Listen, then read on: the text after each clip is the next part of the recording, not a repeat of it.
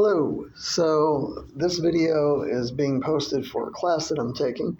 If you take the time to watch this video on YouTube, I would appreciate any replies that you have and your thoughts about what I talk about, and I will reply to them. So thank you. In this video, I want to talk about comparing and contrasting the idea of being a disciple, a Christian disciple, with the idea of being good in general I want to compare and contrast the philosophical ideas of what goodness is with the call to being a Christian disciple. So I read 3 books in preparation for this. The 3 books are The Cost of Discipleship by Peter Bonhoeffer, who was a Lutheran priest in Germany who came over to the United States and went back to Germany during World War II when Hitler was there, knowing that doing so was probably going to cost his life, and it did.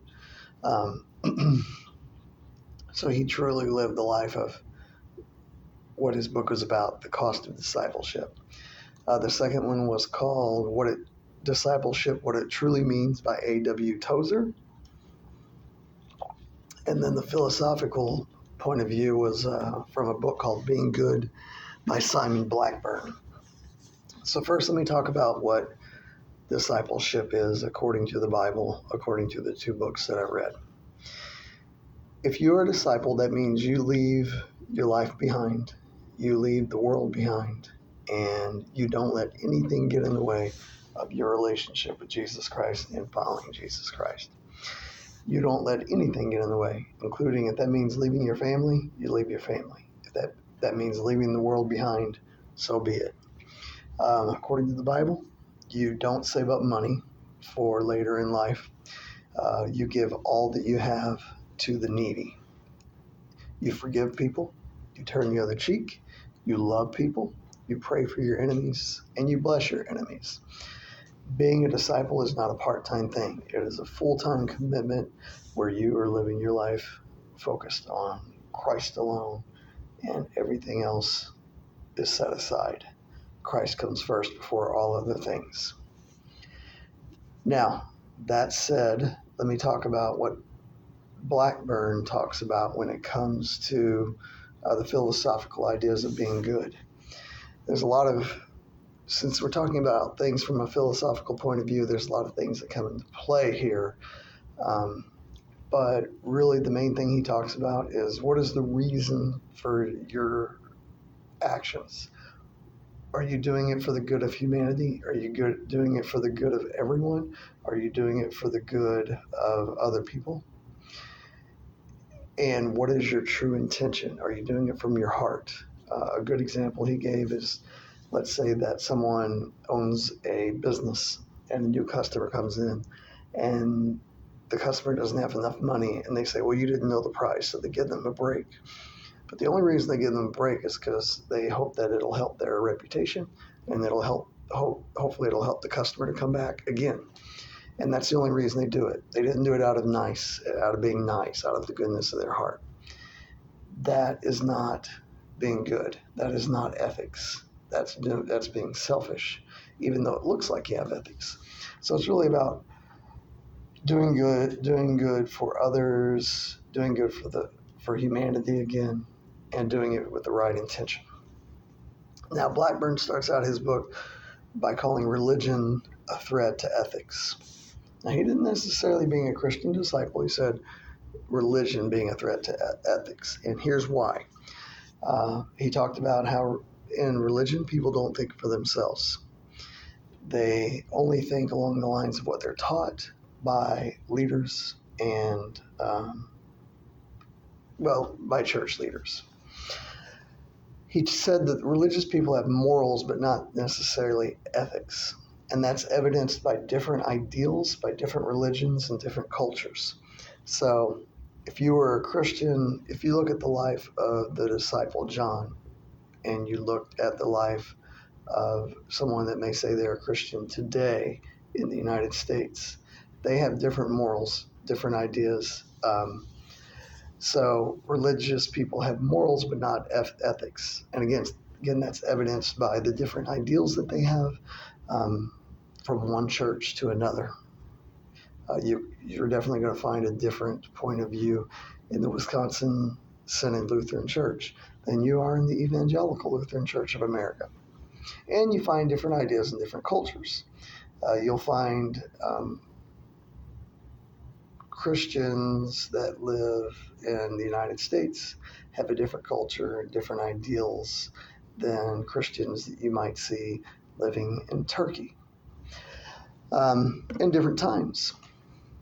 So cultures change with time, and so, yeah. He also said that many religious people don't act with love for love's sake, but a lot of the time they follow the demands of what a disciple's supposed to do to win eternal life and out of fear of escaping from hell. So they're not doing it for love's sake, they're doing it for a selfish reason once again. Christians think that people, including themselves, are inherently evil. They think that they're a sinner and people's hearts are evil. And there's Bible verses that say that.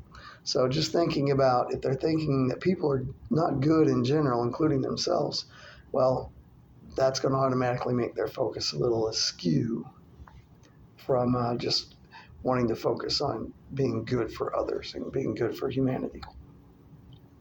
There's a paradox here, too, in Christianity in saying that you're supposed to love others, but you leave your father and mother and family for the faith.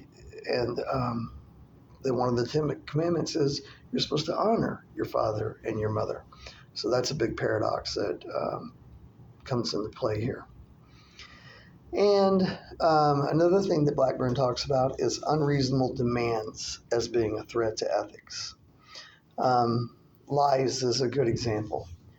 We say you should not lie. And most people would agree you shouldn't lie. But most people are okay with little white lies. If someone came to my house and I was hiding my kids, someone broke in my house and I had my kids hiding in another room locked up in a closet to protect them, and they said, "Where are your kids?" And I lie and say, "Oh, they're not here this weekend."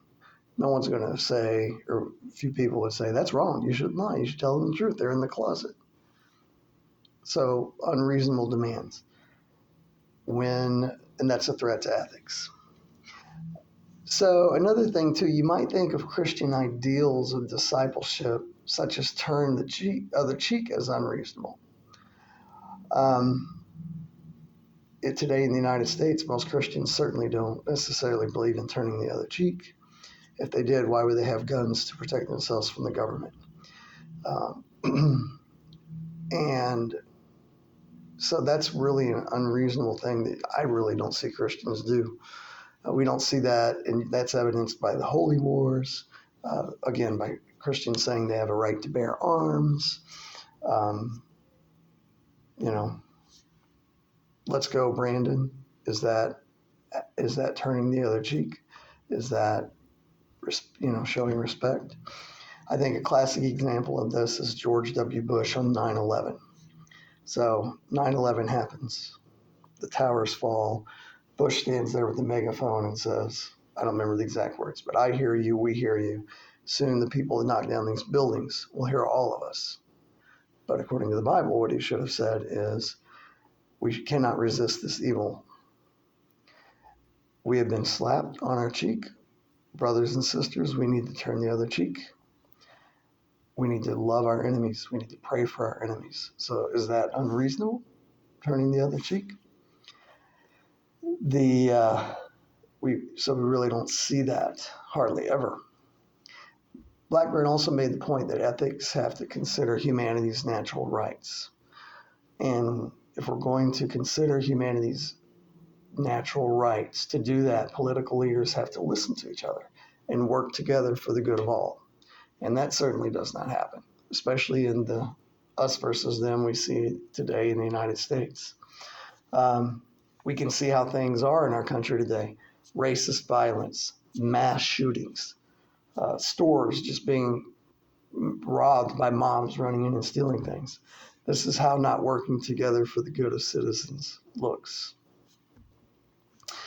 So I kind of have contrasted what the idea of being good is to discipleship. So let me compare and talk about some of the things that overlap. When Christians act with love and forgiveness, when they don't judge others, I think at that time they're contributing to the good of humanity, whether their intent, whatever their intent is, whether it's just to love someone or maybe it's to avoid hell. But at the very least, some act in love, even if their hearts are not in the right place. So that's just a quick little summary of discipleship compared to being good in general and the thoughts around being good from philosophy. Let me know your thoughts. I'd like to hear them. Thank you.